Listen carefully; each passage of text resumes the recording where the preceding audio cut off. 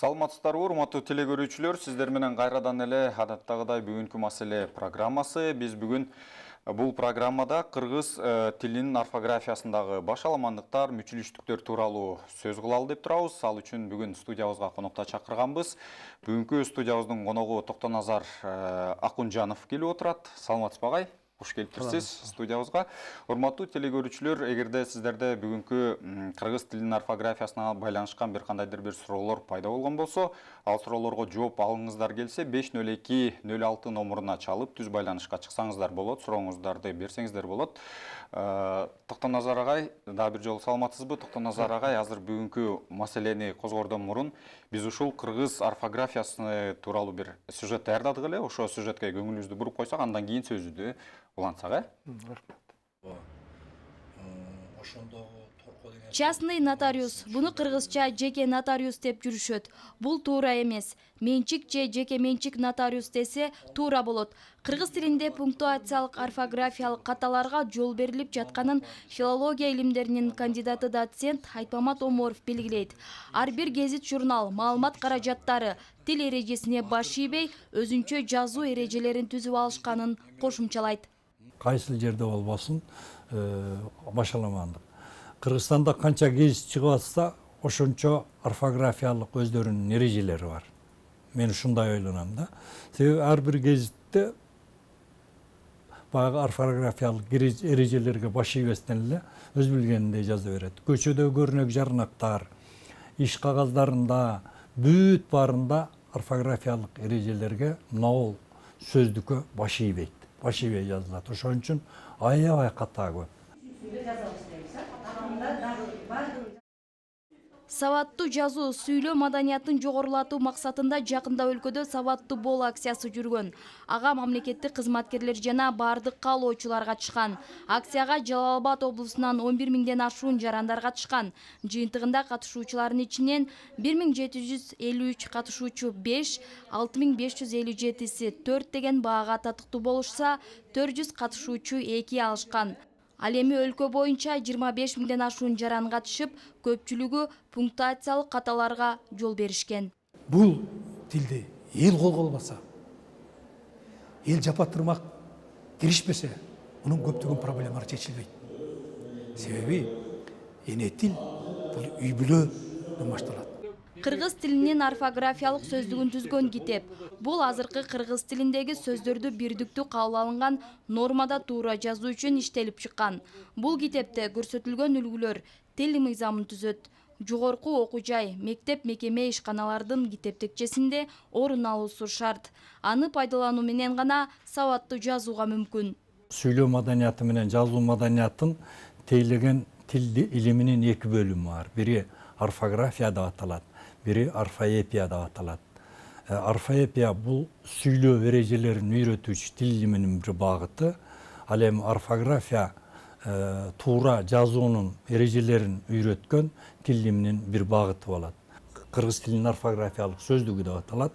Бул сөздүктүн баш жагында эрежелер, жазуу эрежелери, атайын жазуу эрежелери чыккан. Андан кийин ушул сөздүктүн ичинде кыргыз тилинде колдонулуп жүргөн сөздөрдүн баары топтолуп, кандай жазылары белгиленип, туура жазылышы берилген.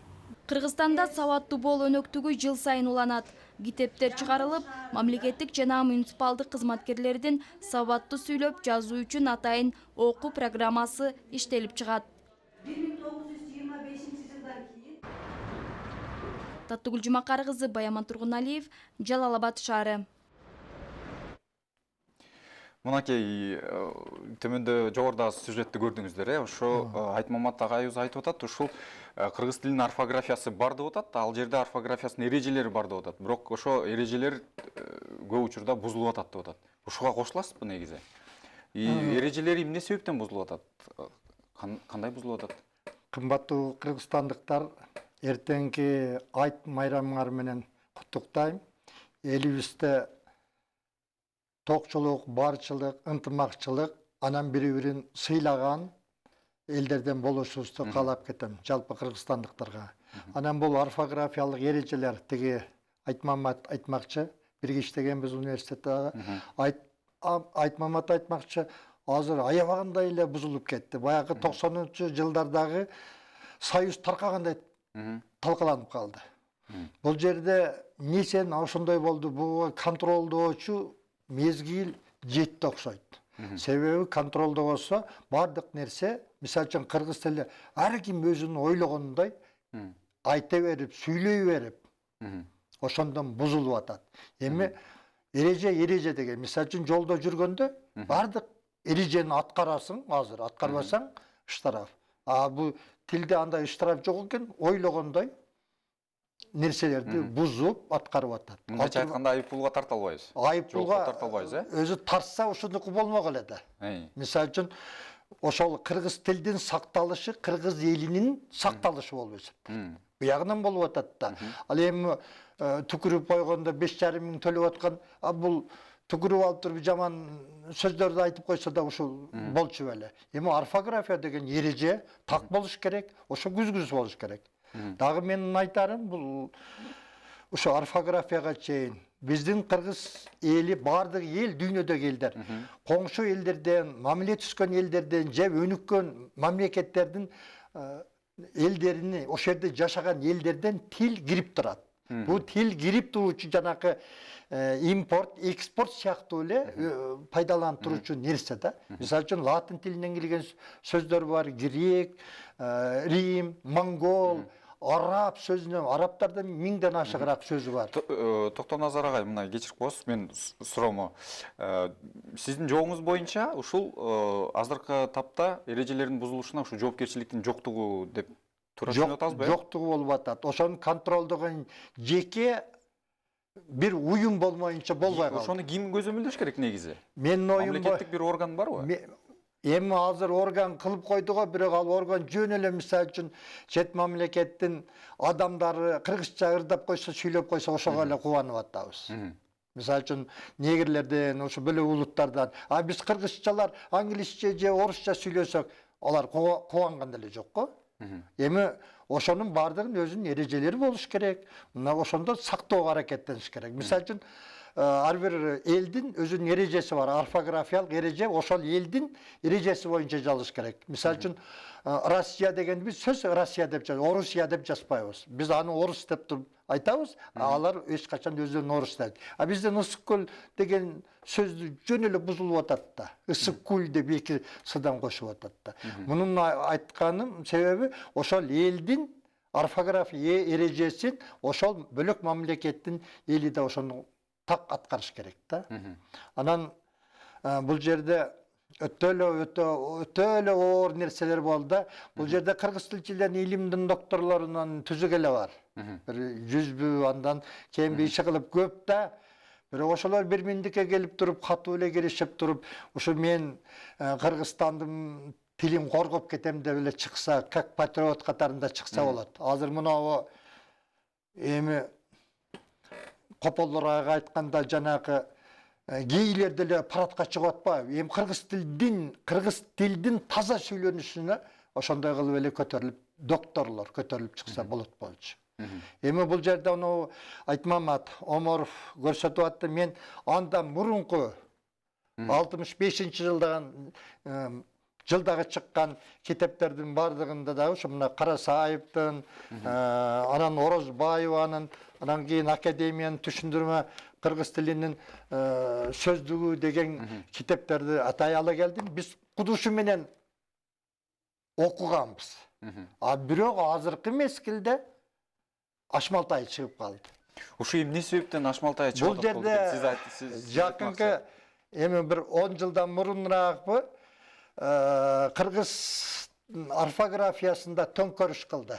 Революция кылды дегеним, баягы Жалалабад деген сөздү бирге жаздырып, Ысык көл дегенди бирге жаздырып, ушинтип эле баягы чоюн десем, мисалы, коюу деген сөздү коюу деп жаздыртып, муну революцияны, төңкөрүштү копол айтканда кабыл албай койду эл. Кадан кайтыр кеттик. Ушул жерден бир суроо жаралат да, мына баарыбыз эле бул Жалал Абад облусуна кирип келаткан жерде тактада Жалал Абад облусу деп жазылып турат, Ошо туура жазылганбы же туура эмес жазылганбы? Эми бул жерде эки түрлүү жазылат да, ошондо сөз берип койгонда облус Су деп жазса да болады деп, анан облысы деп жазса да Жок, бирок болады. аякта Жалалабад деп бирге жазылып турат. Ошо Биге жазылып тура турабы? эмеспи? Ооба. Тура эмес да, азыр уже деге эмеден кайттык, айттым го, төңкөрүштүк эл кабыл албай койду.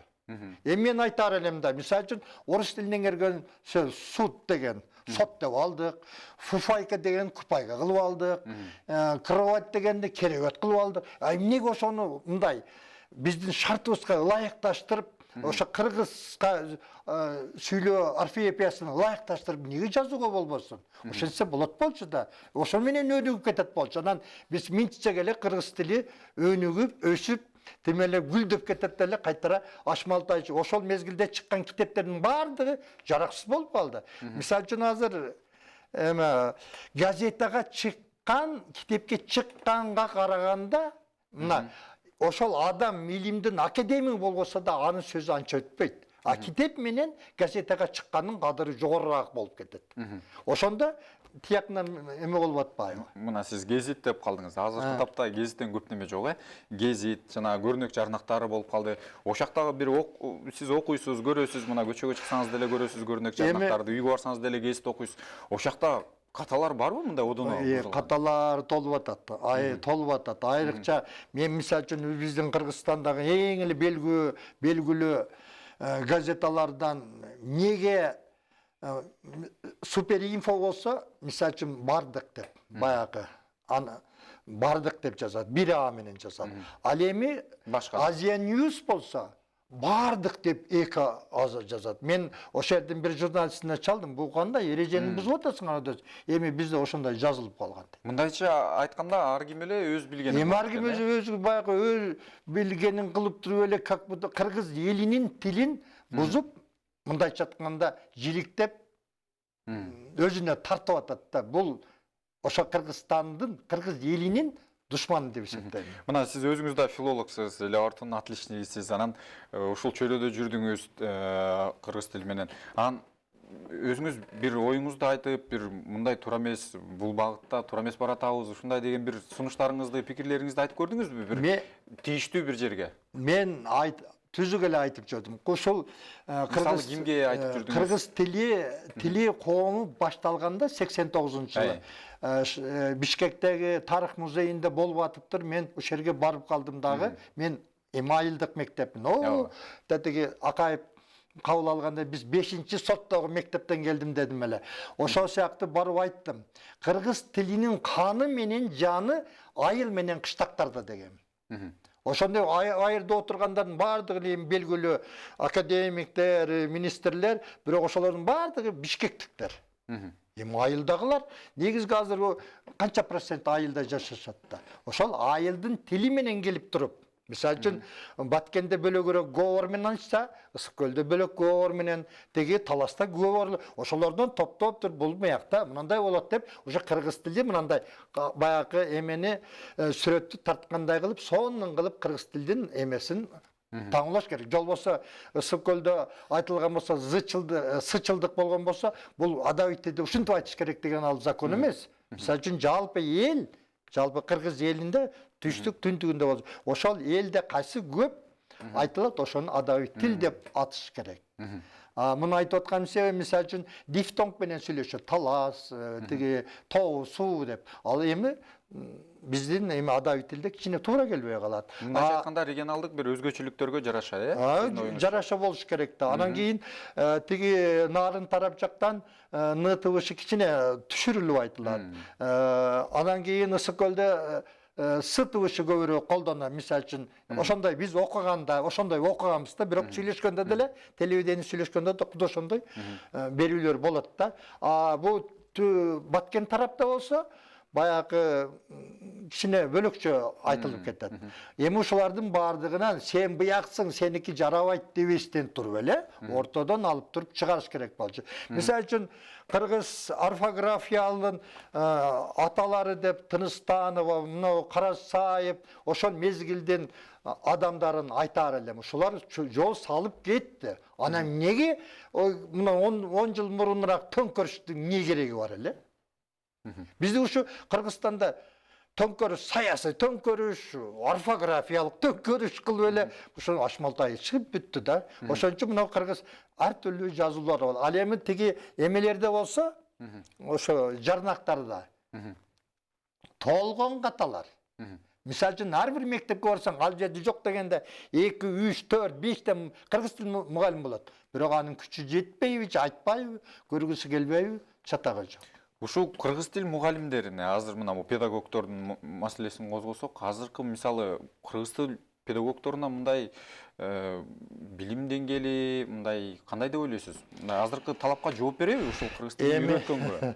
Эми биз окуткан мезгилде 90-жылдардагы мезгилде мен мына газетага Ленин жашка мен жөнүндө жазып туруп 90-жылы 2-июнда чыкканда, ошондо мен мектепте колдонуп жүргөн бизде мындай темалар боюнча кеткенде билимдүүлүк, сабаттуулук анча болбой калат. Мен ошол мезгилде мына эди кечи диктант, мини диктант дегендер 5-10 сөздөн баягы кыргызча сөз, анан кийин чет тилдерден кирген сөздөрдөн жаздыр ошентип көнүктүрүп кетти. Ага эч кандай күч деле кетпейт, тез эле болот, кызыгуу менен, мисалы үчүн 10 сөз талдаган мындай оңдогон жакшыбы же 1-2 бетти окуган жакшыбы. Мына ошондо анан пунктуация, бизде пунктуацияны эми каалагандай коюп атат да. Каалагандай коюп атат да. Мисалы үчүн пунктуация деген өзүнүн мына адамдын көзү, кашы, муруту, мурундарын таноолору, кулактын мына ар бир формасы. Эгерде мына кулагыбыз теп-тегиз болуп калганда жөн эле анда адамдын көркү чыкпайт эле. Ошол сыңарды эме пунктуация кыргыз тилинин ошону көркөмдөп туручу нерсе. Маселен кээде кичине тыным алып койсо, силердин телевидениеңерде деле, бөлөк телевидениеде деле ошол жерге эле шарт деле үтүдү же сызыкчаны коюп салышат. Маселен, мисал келтирчүбүз да, мисалы үчүн Акмат Чолок ат минип келди. Акмат Чолок ат минип келди. Ошол жерден кичине эле тыным алынат.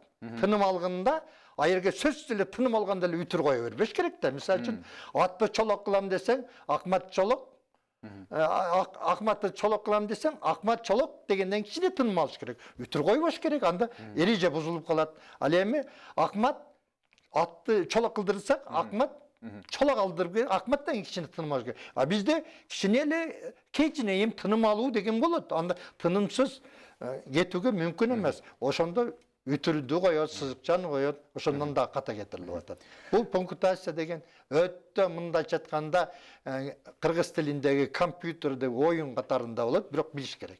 Мындайча айтканда чоң да көйгөйлүү маселе окшойт. Көйгөйдө, бул көйгөйдө. Айттым го, мына мурду, мына мисалы үчүн кирпиктин кээде мындай турмуштан турмушта эмес го, кичине деле эмес, кооздук, сулуу, эмеден жамгырдан сактайт, бир балекеттен сактайт деген. Кыргыз тилдин пунктуация, бирок ушундан изилдеген окумуштуулар аз болуп атат да. Мен эң жакшы сыйлаган Бакы Өмүралиев деген бар. Ушул пунктуацияны жакшы эме алат. Анан калгандарын мен баалайм го, бирок атоту менен киришпей атат да. Анан Токтоназар агай, мына жогоруда сюжеттен да күбө болдуңуз. Анан негизи республикада жыл сайын ушу сабаттуу болуу акциясы жүрчү эле да. Анан быйыл да жүрдү 15-майдан 24-майга чейин республика боюнча. Анан ал жактагы жыйынтыктар менен өзүңүз деле күбө болсоңуз керек, мындай жыйынтыктарын билет болсоңуз керек. Кандай болгон, эмне болгон? Бул жыйынтыктары эмнеден кабар берет? Абдан эле барды ушу мамлекеттик кызматкерлер, жанакы студенттер катышты, мекемеде иштеген кызматкерлер катышты, көп эле эки алыптыр, эки аланга да жарабагандар болуптур, Эми ушу эмнеден кабар берет? Эми биздин Жыйынтыгы 90-жылдардагы окутуу менен, билим берүү менен азыркыныкы такыр эле бөлөк болуп калды. Эми такыр эле бөлөк болду дегенде кичине төмөндөп кетти деп билсем, ката кетирбейм дейм да. Кичинеби же кичине эмес эле түзүк эле эме болуп кетти. Эми мектептеги билим алган окуучулардын билим деңгээли чектелүү эле болуп калды. Мен буга гарантия бере алам. Орусчалап айтканда. Ал эми ошолор бүтүп алып келип мугалим болгондо кандай болот? Ошого жараша болот. Мугалим эле эмес, мамлекеттик кызматкерлер да катышат. Мамлекет эми ал жөнүндө жогорку советтин жогорку ушу биздин бир парламентизмге өтөбүз дегендерден ката жазып атканда эмне десе болот? Анда эшегине жараша тушоосу деген сөз туура келип калабы? Дейм да. Негизи сиз ушундай жыйынтык күттүңүз беле? Ушул сабаттуу болуу акциясынан мамлекеттик кызматкерлер мындайча айтканда өтпөй эле калды деп коелу, бир сынак деп коелу. Муну ачыгын айтканда кыргыз тилди жаза албагандарды ошум койбош керек да. Деги эле койбош керек. Кыргыз тилди билбегенден кийин эмне кереги бар? Мисалы үчүн жетекчи кеп койду, ошондой эме кылды. Ошол бир жарым эле бет. Мен айттым го, ал сүйлөмдөрдү, жөнөкөй сүйлөмдөрдү жазып койду. Мен сездим да, бир беттен ашыгыраак кылып туруп чоңойтуп келем. Жөн эле бир 15 сөз эле жаздырып койсун. Ошондо өзүнөн эле өзү чыгып калат. Эми муну айтканда, бир өз билиминин үстүндө адамдар дагы эме кылбайт да. Мындайча айтканда, боло берет, жашоо өтө берет, биздики туура, биздики мындай деген эме кылат. Бул жерде ар бир нерсенин өзүнүн эрежеси бар. Мен бир журналистке эме алгам, бул тил эмес, спорт боюнча. Спортто эки гана жолу туу көтөрүлөт. Президентте, анан кийин спортто жеңүүчүлөргө туу көтөрүлөт. Силер мындай ашыкча сөздөрдү колдонууга мүмкүн эмес дедим. Менде өзү мурунтан 8-класстан баштап макала жазып жүргөндүктөн баягы айрым татаал сөздөрдү сөздүктөн карачумун. Татаал сөздөрдү. Ошондон эми кичине болсо да бу баягы баратканда эле каталар, китептеги эмелер, тиги жарнактагы, кыргыз китеп эмелерде, окуу жайлардагы каталардын бардыгы көзүмө көрүнөт. Ошол мен Айтмамат айтып аткан эмесе жамы бардык илимдин ачкычы деп жазылып койгондо, анан кийин мен бир окумуштуусуна, илимдин доцентине, эмнеге он жерге 2А жазып койдуңар? Эреже боюнча бир гана А жазылышы керек го. Дедим, бу жерде илимдин кандидаттары көпсүңөр го, барсыңар. Эмне ошону оңдоп койбодуңар? Дедим эле, бирок кабыл алып оңдоп койду, ошо бир Асын алып койду. Мен аны мындай эме кылып аткан жокмун, аларды кемсинтип аткан жокмун, тек гана ошо болсо болот да деген кайдыгерликтин кесепетине биздин орфография, тил тынчып атат да. Жогоруда өз сөзүңүздө президентти кошо кетпедиңизби? Эми президент деп калдыңыз. Ошо президенттин алдында тил комиссиясы бар, Ошол тил комиссиясы эмне иш кылышы керек, эмне иш аткарышы керек? Мына сиз каталар көп деп атасыз, одоно бузулган каталар бар деп атасыз, башаламандык болуп атат дедиңиз, мүчүлүштүктөр бар деп атасыз.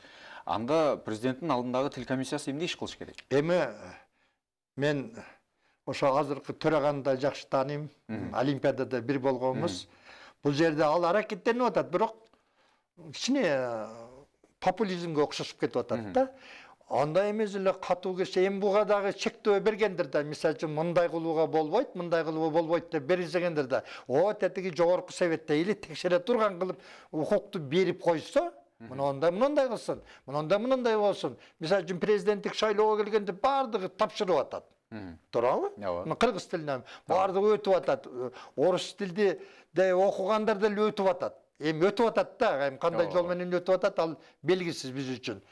Ошол катуураак да кириши берип коюш керек, мындай закондун эсебинен. Ошол жоопкерчилик толук мойнуна алсын, ошо орфографиялык эрежелерди толугу менен Кыргызстанда оң жолго салып койсун деген ошого эмени законго киргиздирип, ошого жоопкерчиликти жүктөш керек. Илим министрлиги чатагы жок. Тиги өкмөт болсо чатагы жок, бул тил боюнча. Эми президент болсо андан бешбетер, чатагы жок, ачык эле да.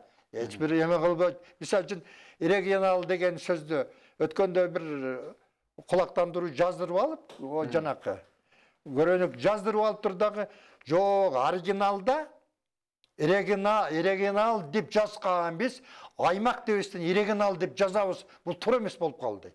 Эми президент жактан ошол ак үйдөн ката кетирип аткандан кийин ойлоп көрө берди. Ошондо кыргыз тилчилер жок бекен.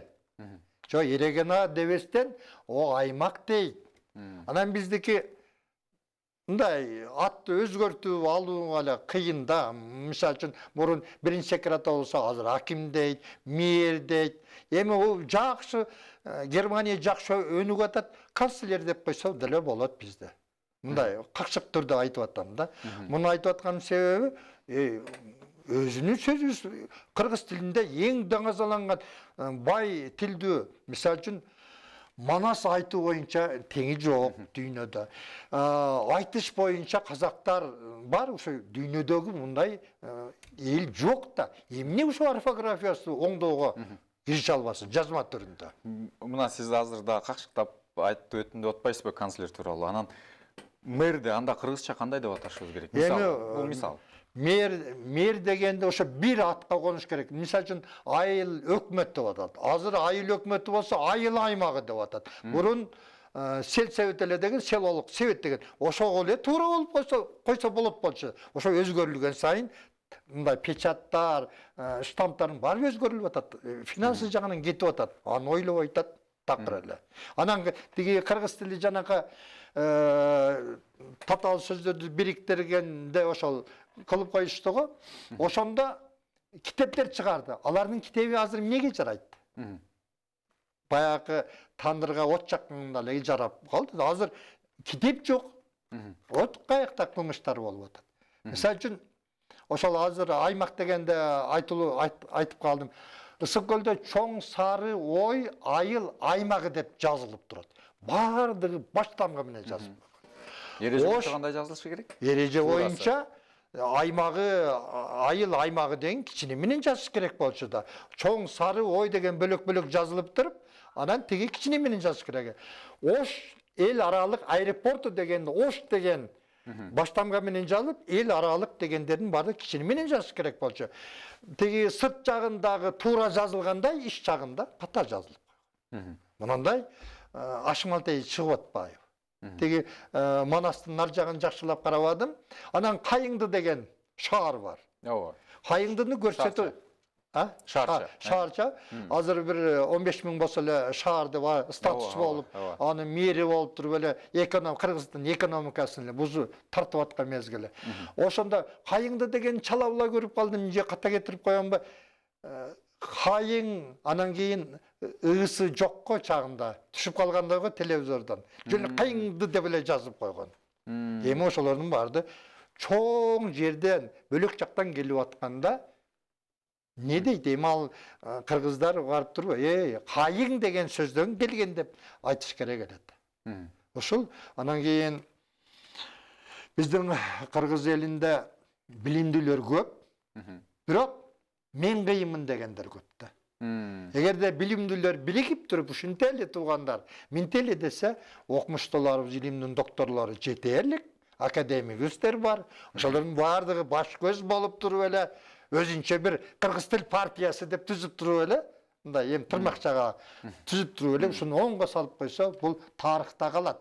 Жаракындай төңкөрүш жасабастын. Анан негизи эле ушул тил маселесине келгенде ушул өлкөнүн социалдык, экономикалык абалы ушул тилдин өнүгүшүнө же өнүкпөшүнө бир кандайдыр бир таасир этеби же этпейби? Сөзсүз таасир этет да. Мисалы үчүн азыр Исхак Разаковдун кыргыз тилди орус мектептерине киргизгенинен улусчул деп туруп кеткен болсо, туурабы? Кеткен болсо, азыр орус тилинин мааниси жогору болуп туруп, кайтара орус мектептер көбөйүп атат. Кыргыздар эле окутуп атат, бирок орусча окутуп атат. Эми бул жерден мейли, эгерде өттө билимдүү болсо, кыргыз мектеп бүткөндөр деле орус тилди жакшы өзгөчтүрөт да. Эми биздеки ал тоо менен бул тоонун чөбүн эңсеген теке ач калыптыр дегендей, тиги тилди деле үйрөнөлү деп атабыз, бул ал деле жак керек. Бирок өзүбүздүкүн жакшынакай кылып туруп, анан кийин бөлөктөрүн үйрөнө берсек болот да. Азыр орус алфавит эле дейм, мына бизче айтканда. Телефондордо бардыгы латын алфавитинен өткөн. Туурабы? Ушул жерден ушундай бир суроо туулат да. Биз ушул латын алфавитине өтүшүбүз керекпи же өтпөшүбүз керекпи? Эми сиздин жеке пикириңиз боюнча. Коңшу мамлекеттер өткөндөн биз деле өтсөкпү, бирок өткөндө ал канча миллиондогон доллардарды эмесин алып кетет. Жок, бул жак каржылык маселесин карабай туралы. Каржылык маселеси чечилди деп коелу. Ушул латын алфавитине өтүшүңөр керек, негизи өтүшүбүз керекпи же кереги жок? Акыры барып өтөбүз деп ойлоймун. Бирок оно 4,5 миллиард долларды кутулуштагы өзүнчө проблемалар болот деп айтам. Эми ошол кыргыз тилдин өнүгүшү ошо менен эл мен мындаймын деп. Мисалы үчүн кыргыздарда тууну жерип жүрдүк эле, туубуз азыр сонун эле болот. Мен айрым спортсмендердин мындай жамынып алып туруп чыкканына, футболкаларын чыкканына сыймыктанам. Анан ак калпак кыргыздардын бренди, паспорту болот. Мен азыр тиги латын алфавитине өтүшүбүз керекпи деген суроону мындайдан жаралып атат да, ушул латын алфавитине өтсөк, балким ушул жанакы орфографиялык эрежелер бузулбай калабы деген бир ою бар да, ушул ал деле туура. Эми ошондо баягы жаңы шыпыргы, жаңы таза шыпырат дегендей эле болот. Ал деле туура. Эми чет бөлөк жактар менен эме болгондо, мисалы үчүн, толук азыр компьютер бардыгы латын алфавитине өтүп кетти. Мисалы үчүн, телефондордун бардыгы өтүп кетти. Азыр кулактандыруулардагы көчөлөрдө, жарнактарда дээрлик эле латын, алтырмак о Кытай, алтырмак о араб алфавиттерине өтүп атат. Эмесе бир жолу латын алфавитине өтүш керек. Бирок биздин өтүшүбүзгө азыр чама чартыбыз келбейт деп ойлоймун. Эми ал үчүн баягы бияктагы эмеңе карап туруп, жылкыңа карап ышкыр дегендей эле болуш керек да. Азырынча эртерээк го. Эми буягын болгон нерсени жакшылап пайдалансак болбойбу? Же биздин Кыргызстандын жери, суусу нан артык. Мен Дубайды көргөн, Түркияны көргөн адам катарында айтамын да. Бул артык. Эми тилибизди артык кылып койсун. Тилибиз артык. Манасты дүйнөдөгү чексиз океандайды айтып аткан тил. Айтышканда бөлөк мамлекеттерде, казактарда бар, ана анча-мынча каракалпакта бар. Биздикинде баягы жорго жүрүш менен жүрүп кетет айтыштарда. Казактарда да, каракалпакта кичине мындай жайыраак. Бул артыкчылык да. Эми ушуну буякта жазылыш боюнча тактап эле койбойбу? Этели катуу деле күч келбейт, ушуга түшөлү, ушуга минтели десе жакшы болот эле дейм да. Балким сиз өзүңүз бир кандайдыр бир сунуштарыңызды бересиз. Эми сунуштарым ошол эле жанакы мамлекеттик президенттин алдындагы тил комиссиясына бир сунушуңузду берип, же болбосо тийиштүү бир чече турган жерге барып, ушундай мен сунушум бар эле, ушундай кылалы. Ушунчек мына түз шыр эле кетебиз деген бир мен бул бардыр. бир 2 жылдан бери ошол орфография ушу эмнеге ката кетирилет деп өзүмөн өзүм эле кейип жүргөм. Алтырмак түзүк эле эмелерге кайрылып жүрдүм, газеталарга. Анан кийин мындай жазып бер дегенде, ошо жазып бергенден кичине жалкоолук жагынан эме кыла албадым. Буга ошо окумуштууларга кайрылуу катарында айтар элем, биздин белгилүү окумуштуулар, мен аларды өзүнүн салымы болгон убагында ошолор биригип туруп бир жакка мындай жазалы деп туруп бир багытка келип, анан мамлекеттик ошол мамлекеттик тил комиссиясына толук жүктөп, закондоштуруп мойнуна илип коюш керек да. Анан ошондо гана оңол болсо, бөлөк эч качан оңолбойт. Бирок мына ушул сөздүк, орфографиялык сөздүк бар. Эреже бар. Дагы эмне жетишпейт? Өнүкпөйт. Буга катуу талап жетишпейт. Түкүргөнгө 5,5 миң штраф салат. Эмнеге буга бир ката кетирсе, 1000 сом салуу болот. Жоопкерчилик дейт. Жоопкерчилик кандай жоопкерчиликке тартылса, мисалы кандай жоопкерчиликке? Бир кыргыздарга камчы сөгүштүн кереги жок. Штраф. Ошо жолдо жүрүүдөн айып болду салып коюш керек. Бир ката кетирсе 1000 сом деп турсунчу, лыпылдап туруп анан кантип жазылат деп туруп эме калат. Ошондо сабаттуулук дагы өсөт болчу. Тигиндей сабаттуу бол деген эмелерди өткөрүш, акцияларды өткөрүш максатына жетпейт деп ойлойм. Жетпейт, эч качан жетпейт. Мындай бир өткөрүп атабыз деген бир шылтоон, анан ар бир областтарда тил комиссиясынын жетекчилери акча алып жүрүчүлөр. Ошо толук ошолор мойнуна алсын, аны губернатор контролдо. Эми губернатор канчалык деңгээлде билет? Өзү кандай билет? Ошо кыргыз тилин баалайбы? Же кыргыз тилин билбей турган эле бир орусча ойлогон адамдар, орусча ойлогон кыргыз тилге көңүл бура берет баары бир. Ушундай да. Анан буга жалпы элибиз айрыкча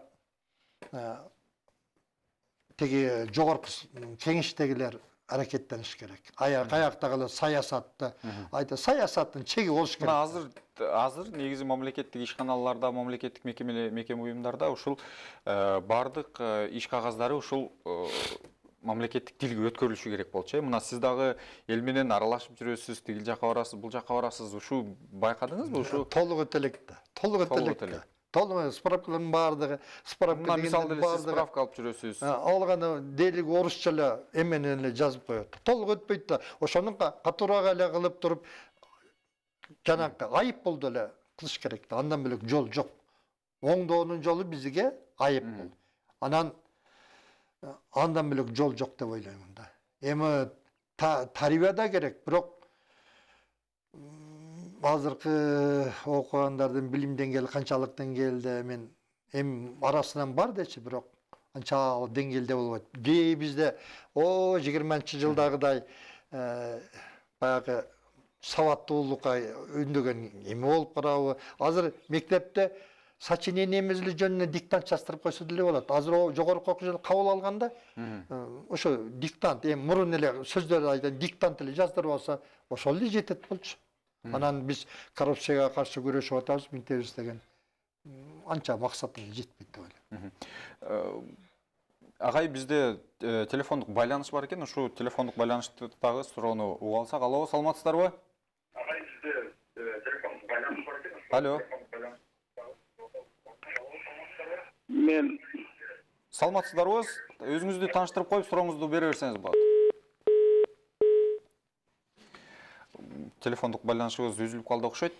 Мына сиз айтып атасыз, айып пулга эле жыгыш керек, айып пулга эле жыгыш керек. Бирок бардыгын эле айып пулга жыга бергенде болбойт да. Балким башка бир жолу бардыр.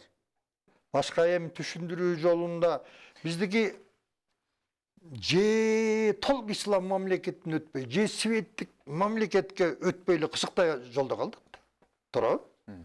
Азыр мектепте мечит көп. Ооба. Алардын саясат такыр бөлекчө болуп атат. Жолдо далдаңдашып, дааватчылар жүрөт. Аларга айтсаң, Алланын буйругу деп такыр бөлекчө болот. Эми ойлоп көрө бер. Мен мисалы үчүн эми бул саясатка, динге кирип кеткен суатат. 5 адамга суроо бердим. Коңшуң үйү намаз окуган, эме сакал койгон. Коңшуң үйү өрттөнүп атат. Жума намаз болуп калды. Сен каягына барат элең десем, экөөсү мен намаз жумага барам деп атат. Түшүнүк ошондой болуп атат. Ал эми кыргыз тилди каяктан аны максатына жеткире алабыз ошо. Негизи ушул мына президенттин алдындагы комиссия деп атабыз. Андан башка дагы бир орган болушу керекпи? Негизи ушул кыргыз тилинин жанакы эрежелери аткарылып атабы, аткарылбайт атабы ошолор боюнча? Орган болсо болот, мисалы үчүн анын себеби дегенде ушул жанакы президенттин алдындагы мамлекеттик комиссиянын өзүнүн деле мындайча айтканда штаттык бирлиги деле жетишпейт болуш керек. Акча түзүгө эле бөлүп атат, алар китеп чыгарганга эле көңүл буруп атат окшойт. Ал китепти окуйбы, окубайбы, кеп биягында турат. Ошону окусу дагы ошол китеп өзү сапатка жооп береби, жооп бербейби деген маселе. Жооп бербейби. Азыр дагы ошо китеп чыгаргандар, мисалы үчүн жаңы илим билим министрлигинде жаңы чыгарып алып, Кудайбердиева жөнүндө каталары мындай болуп, тигиндей болуп деп сөз болуп атпайбы? Вот ошо орфография кетип атпайбы ошо янда. Эми ал жерде кыргыз тилде ошо эмени мамлекеттик тилге чоңураак эме бериш керек да, мындай бийлик бериш керек. Ыйгарым укуктарын кеңейтиш керек. Кеңейтиш керек, анан юридический жактан жоопкерчилик боло турган болуш керек. Анан жогорку советтей, тиги эмедей кылыш керек да, анан ошентип берсе баары ишке ашпайт. Маселен, айыл чарба министрин койду, балакта бөлөктөрүн коюп атат, иштебеген ошол орун басарын эле коюп койду. Андан канча результат жогот. Ошонун ордуна бир эми канча жылга экенин билбейм, бирок куду ошондой коюш керек да. Бизде чачылган акчалар толуп атпайбы? Ооба. Мисалы үчүн өкмөттөрдүн аппарат башчысынын орун басары, алардын эмне кереги бар? Мына керектүү нерселерге бөлсүн. Мугалимдердин акчасын көбөйсүн. Анан мугалимдерге 5-6 миң берип алып туруп, сен кыргыз тилин жакшы үйрөт дегенде болчу беле? Болбойт да. Болбой калат да. Мисалы үчүн суық адам бәрібір үйреткісі келбей. Суық адам дегенім эми қопалырақ болып қалды. Ачқа айлығы аз алған адам қаяқтан мындай чыныгы пейили менен үйрөтүү болсун. Мында уже bir qancha patriotlukты көтөрүш керек. Калпакта азыр жолго коюлуп калды. Жолго коюлуп калды. Кудо ошондой кыргыз тилди да көтөрүп чыгыш керек да. Мен ушунтип ойлойм. Эми менин айткандарым бардыгы закондуу эмес, бирок менин оюмду айтып атам да. Мындайча айтканда өзүңүздүн жеке оюңуз. Жеке оюм да. Мен бирөөгө таңгуулабайм. Мисалы үчүн азыр парламенттик өлкө деп атабыз. Парламенттик өлкөбүз түн башчылары ката кетирип атканда өлдү да иштер. Өлдү да. Эми кимге кайрылыш керек? Анан ошон үчүн буга өзүнүн статусту бериш керек да. Кенен эле бериш керек. Юридикалык жагынан да, бардык жагынан бериш керек. Адамдар чыгат бизде. Нормально. Билим деңгээли күчтүүлөр бар кыргыздарда. Такыр эле мындай түшүнүгү жок дебейм. Бар, жетерлик, бирок бой көтөргөн жагынан көбүрөөк мен түрк элине салыштырып айтып атам да. Токтоназар агай, бүгүн биздин студиябызга келип кызыктуу маек куруп бергениңизге сизге биз ыраазычылык билдиребиз. Урматтуу телекөрүүчүлөр, биз бүгүнкү маселе программасында ушул кыргыз тилине байланышкан көйгөйлүү маселелерди көтөргөнгө аракет кылдык. Биздин студиябызга конокко Токтоназар Акунжанов келди. Эл агартуунун отличниги. Сиз да бир жолу сизге ыраазычылык билдиребиз. Урматтуу телекөрүүчүлөр, эмки эфирден көрүшкөнгө чейин сак саламатта болуңуздар.